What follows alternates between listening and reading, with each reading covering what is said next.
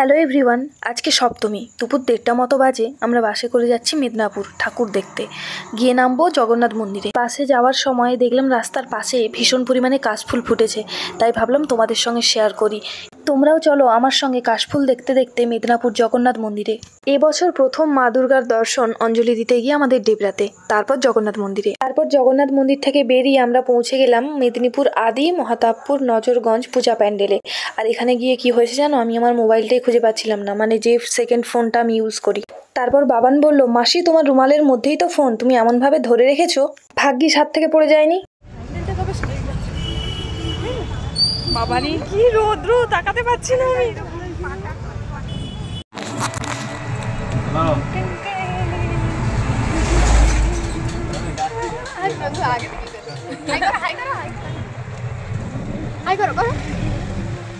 এই ছিল আমাদের মেদিনীপুরে সপ্তমীর দিন প্রথম দুটো ঠাকুর দেখা। পুজোর সময় যে কোনো জায়গায় টোটো রিজার্ভ করতে গেলে গলা কাটা ভাড়া বলবে।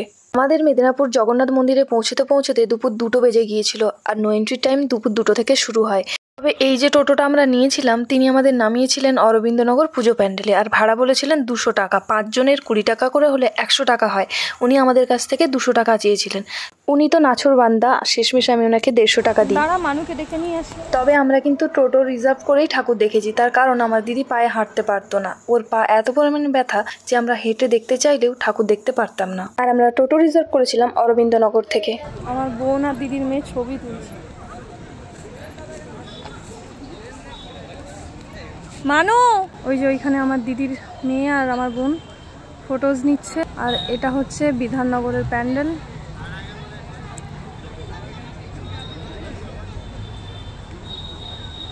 আর এই যে টোটোটা এখন রিজার্ভ করে যাচ্ছি, এর ভাড়া নিয়েছিল 600 টাকা।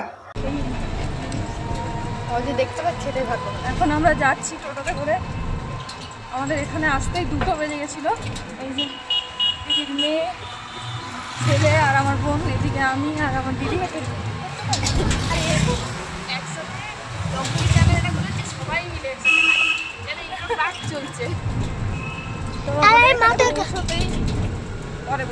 এই প্যান্ডেলটার থিম ছিল ধরাধামে জগন্নাথ। এখানে তোমাদের সঙ্গে কথা বলতে বলতেই আমি গিয়েছিলাম, কিন্তু কিছু করার নেই, কপিরাইট এসে যাবে। গান বাজছিল, সেই জন্য আমাকে এখানে ভয়েস ওভার দিতে হচ্ছে এখন।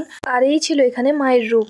মেদিনীপুরে ঠাকুর দেখতে গিয়ে আমরা পুরোপুরি ছিলাম না খাওয়া, মানে সকাল থেকে বেরিয়ে আমাদের কিছুই খাওয়া হয়নি। ওইটুকু ছোট বাচ্চা, তাকে নিয়ে আমরা গেছি, কিন্তু কোনো রকম খাবারের দোকান ঠিকঠাকভাবে পাইনি। শুধু তাই নয়, টোটো যেহেতু রিজার্ভ করে নিয়েছি, সেই জন্য আর কোনো খাবারের দোকানে দাঁড়াতেও পারিনি আমরা। তারপর কাকুকে বললাম একটা জলের দোকান দেখে দাঁড়াতে, তার কারণ বাবান ভীষণ জল খায়।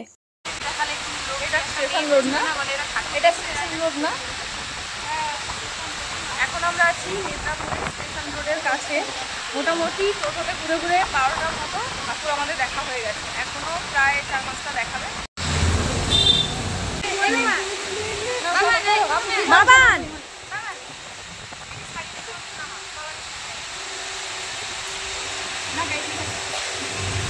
আমার বোন বানাচ্ছে এখন রিলস। তোমরা তো দেখতেই পেলে আমরা রিলস বানাচ্ছিলাম। এখান থেকে বেরিয়ে আবার আমরা অন্য মণ্ডপে গেছিলাম, গিয়ে ঠাকুর দেখে তারপর মোটামুটি অনেকগুলো আমরা ঠাকুর দেখেছি। তারপর আমরা গিয়েছিলাম রাঙামাটিতে। আমরা মোটামুটি 2:30টার সময় টোটো ধরেছিলাম, এখন 3:40 মতো হয়ে গেছে। উনি অনেকক্ষণই আমাদেরকে দেখাচ্ছেন, প্রায় 1.5 ঘন্টা মতো, মানে কাছাকাছি 1.5 ঘন্টার কাছাকাছি হতে যায়। উনি মোটামুটি আমাদেরকে টোটো করে ঘুরে ঘুরে দেখাচ্ছে। তো এটাই মনে হয় লাস্ট, এরপর আমাদের ছেড়ে দেবেন। তো চলো দেখি এখানে প্যান্ডেলটা। তখন বাজে 3:42 অথবা 44। তখন আমরা যাচ্ছি রাঙামাটির ঠাকুর দেখতে। আর এত পরিমাণে ওই দিনকে রোদ উঠেছিল যে মুখ পুরো লাল হয়ে যাচ্ছিল আমাদের। তবে রাঙামাটির ঠাকুর দর্শনটাই ছিল আমাদের ওই দিনকার মেদিনীপুরের লাস্ট ঠাকুর দেখা। তারপর আমরা ট্রেনে করে বাড়ি আসি।